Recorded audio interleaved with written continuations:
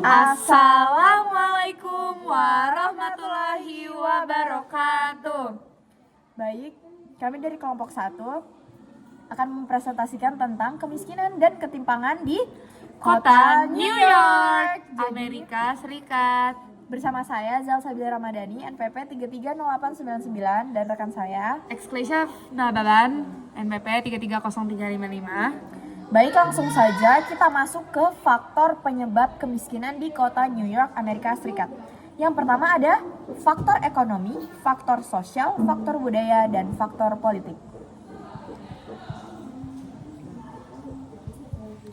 Nah, berdasarkan hasil penelitian, ditemukan 4 faktor penyebab homelessness di Amerika Serikat yang sudah disebutkan oleh rekan saya tadi. Nah, penyebab homelessness dari faktor ekonomi adalah kemiskinan, dari faktor sosial adalah ketergantungan alkohol dan obat-obat terlarang, gangguan mental, dan kekerasan dalam rumah tangga. Dari faktor budaya adalah masyarakat. Amerika tidak menganut extended family system dan adanya kelompok masyarakat yang menganut budaya kemiskinan. Dan dari faktor politik, kebijakan sosial yang dibuat pemerintah tidak cukup untuk mengentaskan homeless.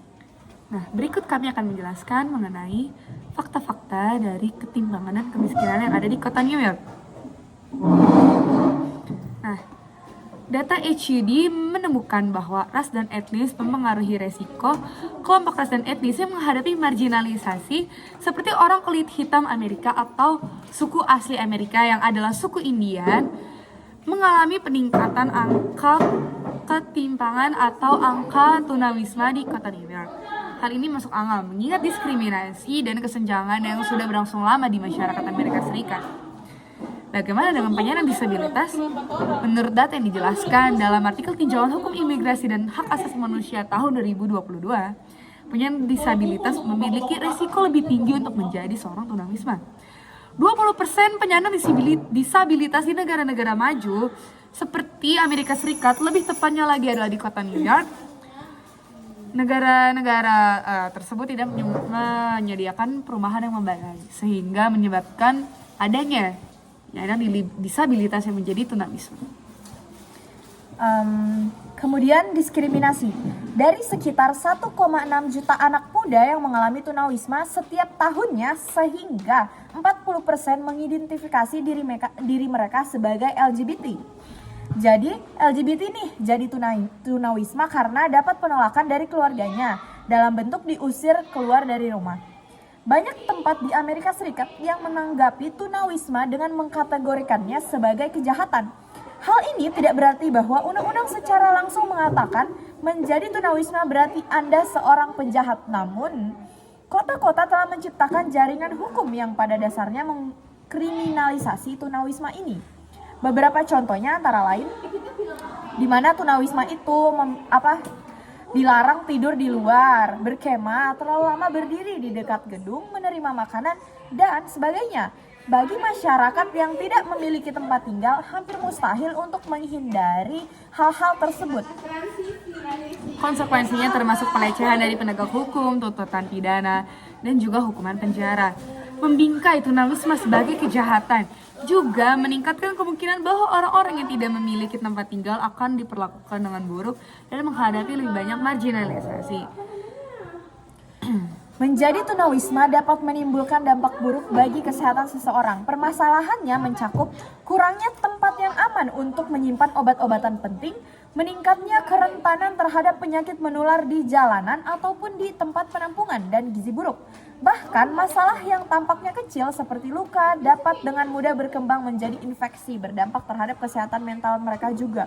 Di mana kita ketahui sendiri, tempat mereka yang tidak layak apabila mereka mendapatkan luka kecil sedikit pun bisa sangat gampang terjangkit infeksi karena tidak bersihnya dari tempat tinggal mereka itu sendiri. Dan itu menyebabkan kesehatan mereka yang semakin lama semakin menurun. Dan tidak menutup kemungkinan bahwa dari infeksi kecil tersebut akan menjadi penyakit yang menular untuk orang lain. Nah, apa sih tindakan yang diambil oleh pemerintah? Solusi untuk mengatasi masalah homelessness di Amerika berasal dari pemerintah dan pihak swasta. Nah, dari sisi pemerintah membuat kebijakan sosial berupa kebijakan perumahan untuk mengatasi homelessness.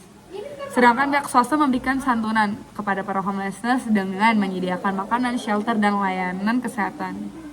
Untuk memberantas homelessness yang ada di Amerika Serikat, terutama di kota New York, program yang dibuat sebaiknya bersifat jangka panjang, tidak hanya berupa santunan, mengarah pada penyebab utama homelessness, yaitu kemiskinan yang menyebabkan ketimpangan sosial di kota New York. Baik, yang kita ketahui selama ini bahwa kota New York ini merupakan kota yang sangat kaya, di mana tidak ter-highlight sedikit pun adanya kemiskinan yang ada di kota New York ini. Namun kita ketahui sendiri faktanya bahwasannya di kota New York ini mengalami kemiskinan, hal utamanya tuh dari homeless itu sendiri. Jadi bahwa perlu kita ketahui faktor utama dari adanya homeless ini juga adalah adanya kaum LGBT di remaja, di mana orang tua mereka itu melakukan penolakan terhadap anak mereka sendiri untuk berada di satu rumah karena mereka menjadi LGBT, sehingga orang tua mereka tidak menerima mereka lagi dan menyebabkan mereka menjadi seorang tunawisma atau disebut dengan homeless. Ya. Kemudian tindakan dari pemerintah dan pihak swasta yang ingin menyantuni mereka adalah untuk memberikan mereka santunan berupa bantuan, obat-obatan, makanan, dan hal-hal lain. Tapi alangkah baiknya apabila pemerintah dan pihak swasta yang terlibat memberi solusi jangka panjang untuk tunawisma itu sendiri, sehingga mereka dapat mengatasi masalah kemiskinan mereka untuk dalam jangka waktu panjang. Betul. Mungkin dalam jangka waktu pendek adalah pemerintah bisa memberikan penyuluhan atau sosialisasi terhadap masyarakat menghadapi faktor-faktor penyebab kemiskinan dan juga ketimpangan di kota New York.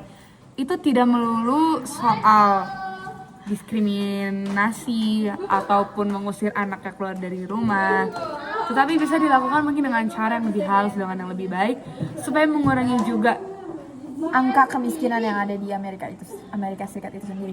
Harapan kami semoga angka kemiskinan dan juga banyaknya jumlah tunawisma yang ada di kota New York itu sendiri segera berkurang, dan pemerintah dan pihak swasta yang terlibat segera menemukan solusi terbaik bagi tunawisma ini dan mereka mendapatkan tempat yang layak dan pekerjaan yang layak.